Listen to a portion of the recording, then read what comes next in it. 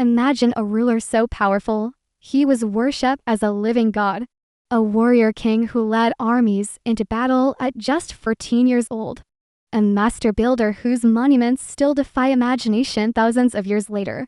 And a man who fathered over 100 children, leaving a legacy etched in stone and blood. This isn't a character from fiction. This is the story of Ramesses the Great, the most magnificent pharaoh to ever rule ancient Egypt. His reign wasn't just a chapter in history, it was an entire epic. So, how did one man become so powerful, so revered, that his name would echo through eternity?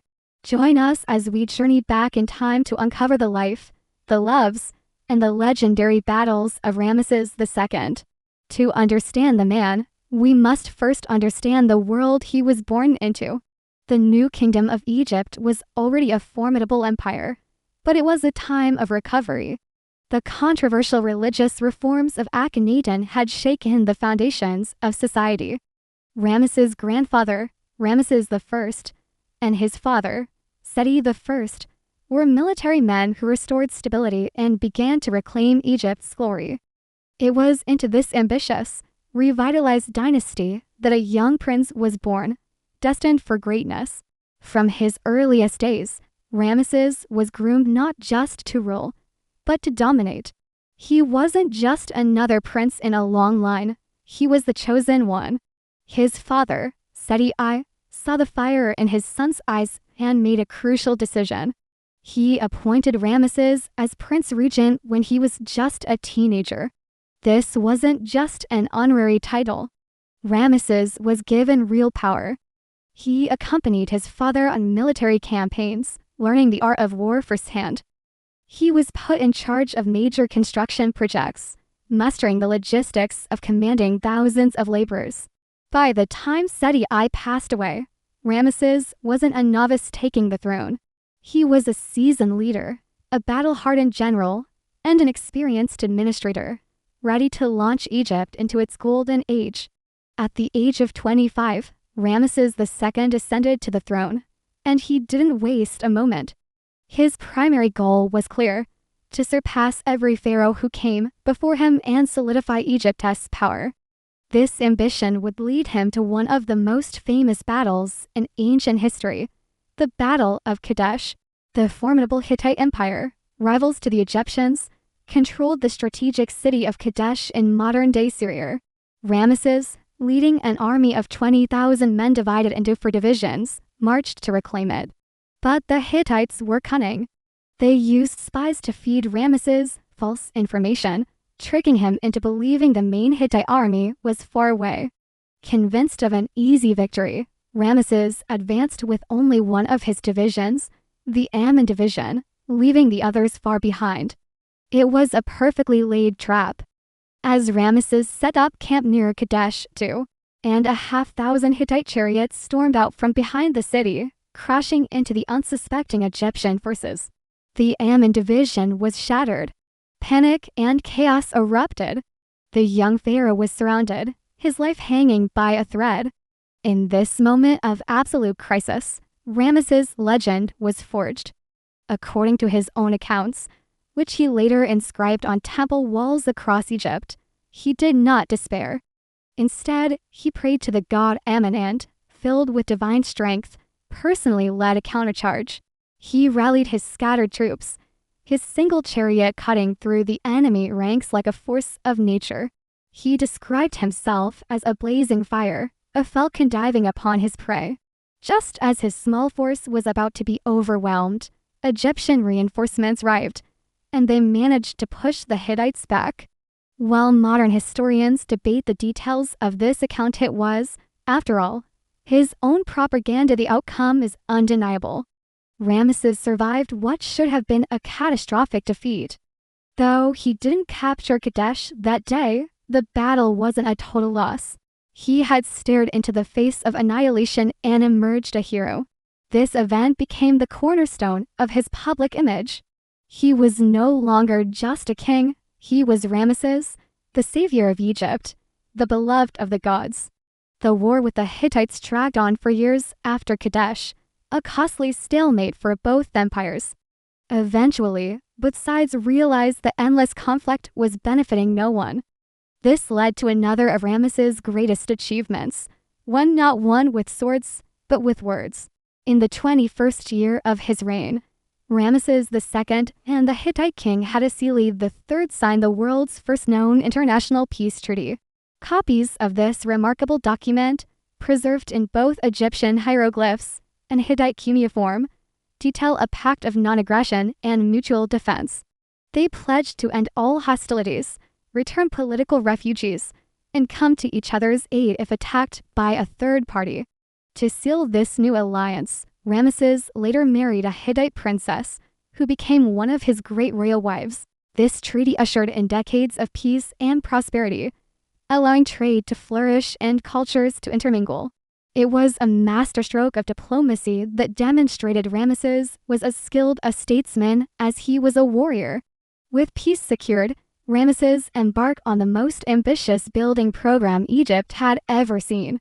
He was a pharaoh who understood that stone was a more permanent medium than papyrus. He didn't just want to be remembered, he wanted his reign to be inescapable. His name, cartouche, and image were carved onto countless buildings, sometimes even over the names of previous pharaohs. He expanded the great temples of Karnak and Luxor, adding vast courts and towering statues of himself. But his masterpiece was Abu's Simbel. Carved directly into a mountain cliff in Nubia, the great temple features four colossal, 66-foot-tall statues of Ramesses himself, seated on his throne, staring into eternity. The temple's orientation is an engineering marvel.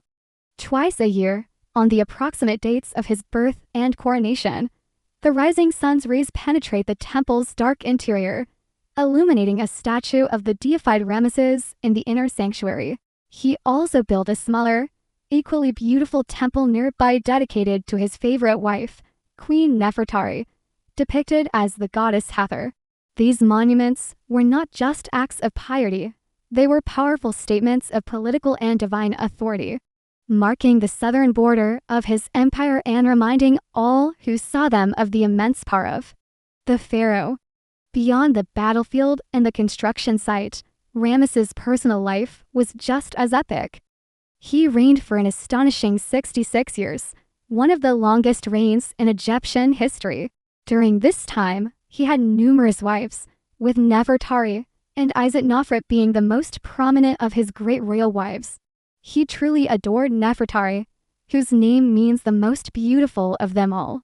He built her a magnificent tomb in the Valley of the Queens, its walls covered in vibrant paintings that are considered some of the finest in all of Egypt. The inscriptions express his profound love for her. But Ramesses' family was enormous by any standard. He is believed to have fathered over 50 sons and 50 daughters. His many children served in high-ranking positions as priests, generals, and administrators, creating a vast network of loyal family members who helped him govern his sprawling empire. His fourth son, Kamwisit, is often called the world's first Egyptologist. He dedicated his life to restoring ancient monuments and tombs, preserving the history of his ancestors. Ramesses outlived many of his children, including his first 12 heirs. It was his 13th son, Merneptah, who finally succeeded him, already an old man himself.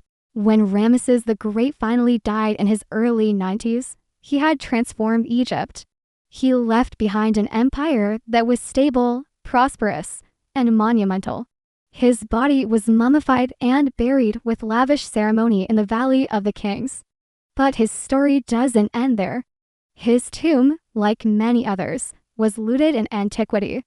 To protect his remains, priests moved his mummy several times, eventually placing it in a secret cache with other royal mummies, where it lay hidden for almost 3,000 years.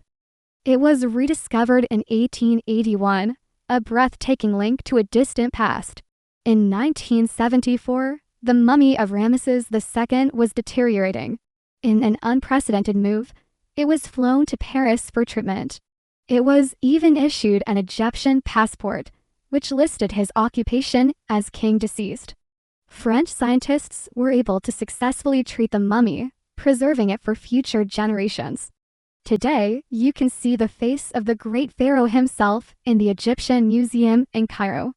Looking at his features, you can't help but feel a sense of awe.